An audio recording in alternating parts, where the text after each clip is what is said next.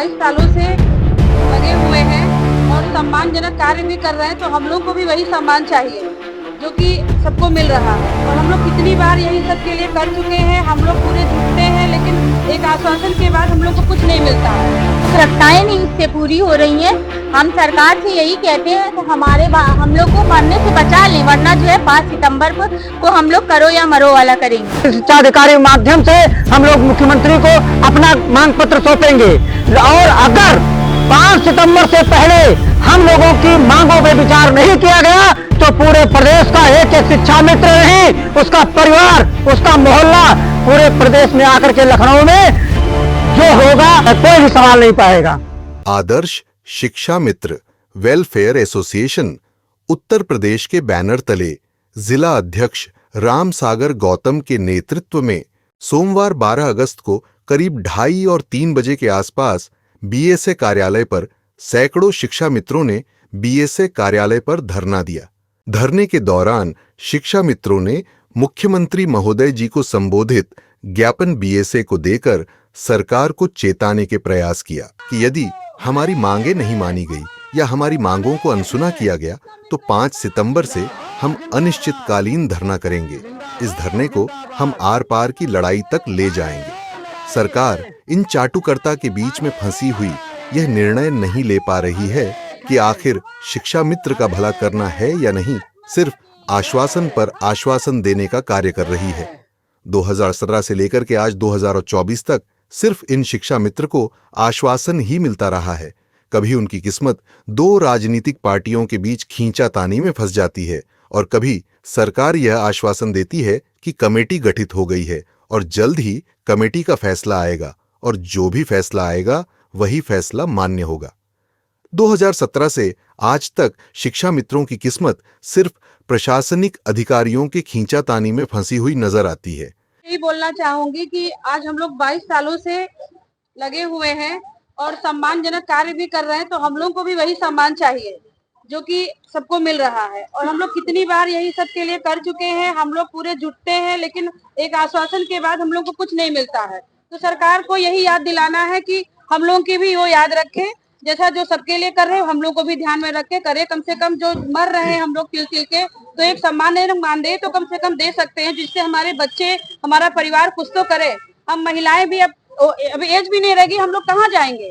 Channel के माध्यम से मैं यही कहना चाहूंगी कि सरकार कम से कम इतना तो ध्यान रखे कि हम लोग भी अब कहीं के नहीं रह गए, एज भी हो गई है। अब कुछ लोग तो बिना कुछ पाए ही रिटायर भी हो रहे हैं हम लोग के बीच के, तो कम से कम इतना तो कर ले कि शुद्ध कर ले हम लोग की सरकार की हम लोग भी एक सम्मानजनक मान दे तो मिल जाए हम लोग को। उसके बाद परमानेंट कर सकती है सरकार, तो परमानेंट भी करे, हम लोग की यही मांगे। आवश्यकताएं नहीं इससे पूरी हो रही हैं। हम सरकार से यही कहते हैं कि हम लोग को मरने से बचा लें, वरना जो है 5 सितंबर को हम लोग करो या मरो वाला करेंगे। क्या इस समय वर्तमान समय में कितना वेतन मिल रहा है? 10,000 रुपए मानदेय मिल रहा है। क्या चाह रहे हैं आप इस समय वर्तमान समय में, आपकी प्रमुख क्या मांग है और अगर नियमित नहीं होता तो मानदेय कितना चाहते हैं आप लोग? मानदेय कम से कम 35,000 रुपए, कम से कम 35,000 रुपए होगा मानदेय। और जब तक ये तब तक दिया जाए जब तक हमें स्थायीकरण की जो प्रक्रियाएं हैं वो हो। मेन मांग हमारी यही है कि हमें स्थायी किया जाए। आपके द्वारा समय समय पर काफी प्रदर्शन चलते रहते हैं जी, काफी समय से आप अपनी मांग रख रहे हैं, आखिर क्या वजह है? मांग वही है, बराबर हमें आस रहती है कि हमारे माननीय मुख्यमंत्री जी कुछ ना कुछ कर देंगे। 2017 का जब चुनाव आया था तो चुनाव में घोषणा पत्र जारी हुआ था कि 3 माह के अंदर प्रदेश में सभी शिक्षा मित्रों की समस्याएं खत्म कर दी जाएंगी। लेकिन 2017 में चुनाव होता है और उसके बाद जुलाई में माननीय सुप्रीम कोर्ट का आदेश आता है। उस समय हम लोग सैलरी पा रहे थे, बाकायदा शिक्षक थे, 40 से 45,000 रुपए हम लोगों की सैलरी थी, वो निरस्त कर दिया जाता है। माननीय मुख्यमंत्री जी के द्वारा जो घोषणा पत्र जारी किया गया था बीजेपी के द्वारा, उसमें कहा गया था 3 महीने में हम लोगों को सारी समस्याएं खत्म हो जाएंगी, लेकिन वो आज तक खत्म नहीं हुई। हम लोगों ने पिछले साल 20 फरवरी को एक पूरे सारे प्रदेश भर के शिक्षा मित्रों को बुला करके एक माननीय कौशल किशोर जी के नेतृत्व में एक विशाल सम्मेलन का आयोजन भी किया था, लेकिन हर जगह से अभी तक हम लोगों को निराशा ही मिली है। आगे आने वाले समय में हम लोगों को माननीय मुख्यमंत्री जी से पूरी आस है और पूरा विश्वास है कि हम लोगों को कुछ ना कुछ हो जाएगा, हम लोगों का भी जीवन संवर जाएगा, हमारे बच्चों का जीवन संवर जाएगा। जैसा कि शिक्षक दिवस पर 5 सितंबर को आपने लिखा है चलो लखनऊ, क्या है इसका? हाँ, 5 तारीख को हमारे पूरे प्रदेश के, ये तो आज प्रदेश आदर्श शिक्षा मित्र वेलफेयर एसोसिएशन का एक प्रदेश लेवल का आज जो एक आह्वान था, उसमें पूरे प्रदेश में सभी जिले पे आज माननीय जिला बेसिक शिक्षा अधिकारी के माध्यम से हम लोग मुख्यमंत्री को अपना मांग पत्र सौंपेंगे। और अगर 5 सितंबर से पहले हम लोगों की मांगों पे विचार नहीं किया गया तो पूरे प्रदेश का एक एक शिक्षा मित्र नहीं, उसका परिवार, उसका मोहल्ला पूरे प्रदेश में आकर के लखनऊ में जो होगा उसको कोई भी संभाल नहीं पाएगा। योगी जी, यदि आप चाहें तो शिक्षा मित्र की किस्मत बदलने में देर नहीं लगेगी। योगी जी इन चाटुकारिताओं पर नजर रखकर शिक्षा मित्र की किस्मत का फैसला कर सकते हैं।